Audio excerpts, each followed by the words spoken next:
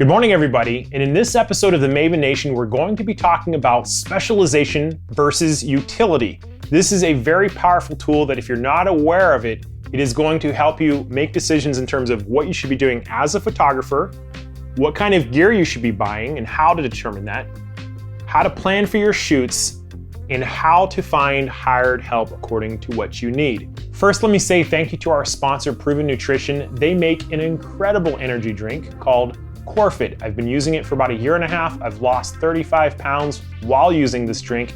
No more Gatorade for me. It is low glycemic, no caffeine or stimulants, and it has a number of other very helpful supplements. It tastes amazing. Proven Nutrition is going to give you a free sample if you cover shipping and handling. Thank you, Proven Nutrition. I'll put that link in the description. So today I want to talk about the importance of understanding the difference between a specialist and a utilitarian, if that's a word, utility. Many of you have had basic economics classes, and you probably remember the example of Adam Smith's Wealth of Nations when he's talking about a pushpin factory.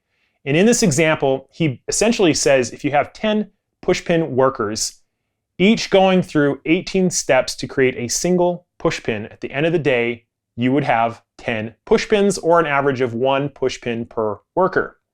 Later on, what he does is he has each of those employees specialize in the individual tasks, okay? Instead of doing many of them, he has them focus on one.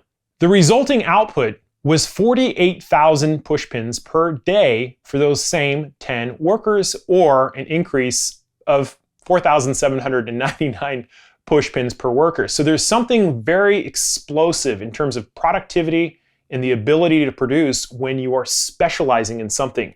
In my book, The Efficiency Playbook, I have a number of these tools that I call binaries. It's sort of like flipping a coin that you know one side of the coin is always going to be like 80 or 90%.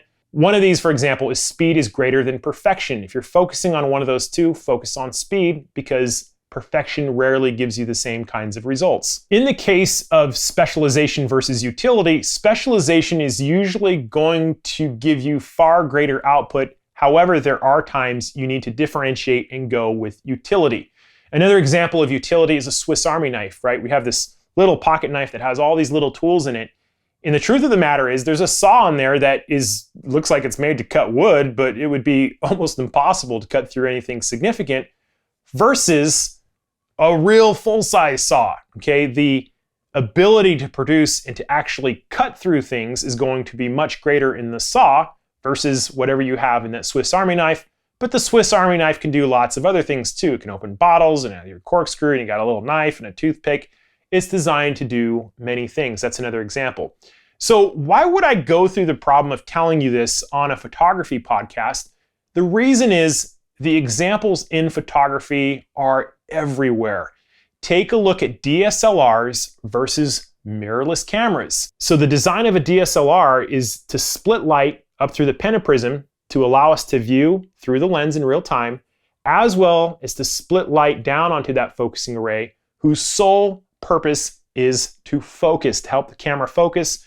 And if you look at high-end sports shooters, specialists, almost all of them are still using DSLRs. You got the 1DX Mark II, we have the D5.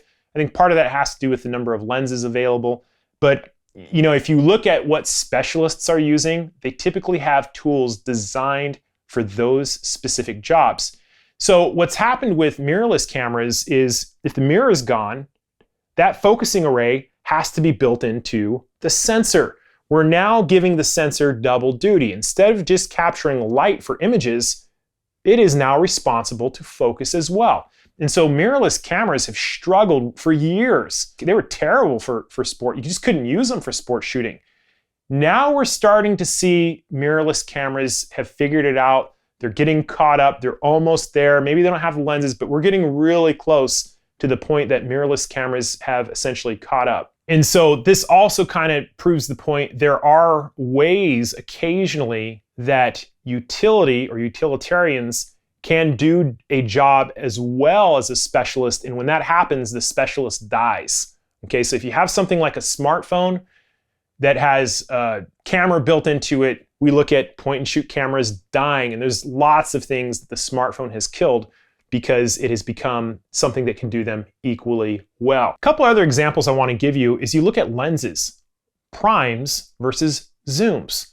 Primes have fewer lens elements in them, and because of that, they tend to be sharper. Not always, but usually that's the case. They tend to be smaller, typically a little bit lighter. Zoom lenses can be very heavy. Why? Because they're asked to do the job of many prime lenses, having the ability to change the focal length. Now, this is going to change depending on what kind of photographer you are. For example, wedding and event shooters, they're typically going to want to go with the zoom lenses. Why? Because the events dictate that they have to change their focal lengths many times throughout the day, hundreds of times probably, and they just can't afford to stop and change to prime lenses.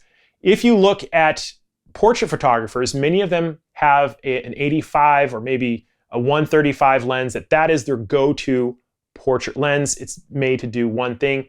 And then when we look at cinematographers, they may have a case full of prime lenses, and they have people to help them change those lenses, second AC. But on the other hand, if they're doing many camera setups per day, they may opt to go with the zoom lens. So the situation will often dictate prime versus zoom, but think of it in terms of specialization versus utility. Strobes are another great example.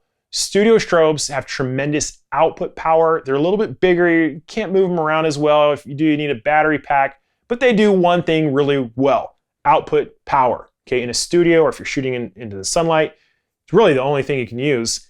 Speed lights can do a ton of different things. TTL, you have the stroboscopic effect.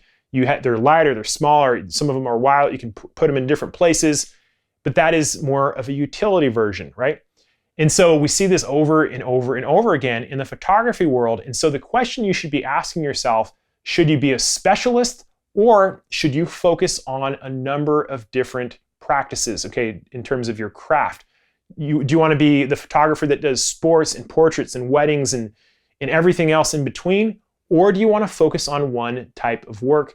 The vast majority in my 11 years of teaching of my students who have gone on to be successful, all of them, almost all of them, have become specialists doing one type of shooting. Something else to keep in mind is that as you become a professional and you become more specialized, you're going to want to do work that only you can do and nobody else can do. For example, my YouTube videos, I don't have time to edit them, so I have an editor. And so I've learned to give work to people that I don't need to do. If I don't have to do it, I'm going to give it to somebody else. So the point I'm trying to make with this is that if you are doing photography, especially paid work, you should really try to find one specialty. The Wealth of Nations teaches us that you're going to be far more productive when you can focus on that one kind of work. If you need to hire people to allow you to do this, you should be asking yourself the question, do I need to hire specialist work, such as a retoucher, or do I need to hire somebody to answer customer service, do blog posts, watermarking, sending stuff in the mail? That's more of a utility thing. So in summary, as you plan for your shoots, as you plan for your gear, as you plan for your career or who you might hire, take into consideration specialization versus utility. Productivity is going to be greater with specialization, but if you don't have one specific need, and you have 10 different needs, utility is going to be the way to go. And that is how you determine between the dichotomy of those two. In any event, I've had a lot of great feedback from you guys about the design topics on the Maven Nation and how they apply to photography. Had many questions about the topic of usability. When I talked about the EOS R and its lack of controls, many upset people. I think that would probably be a great episode to talk about usability and what that means. If you guys enjoy the podcast, I would love to have your subscription and a thumbs up. Thank you for watching, and I'll see you next time.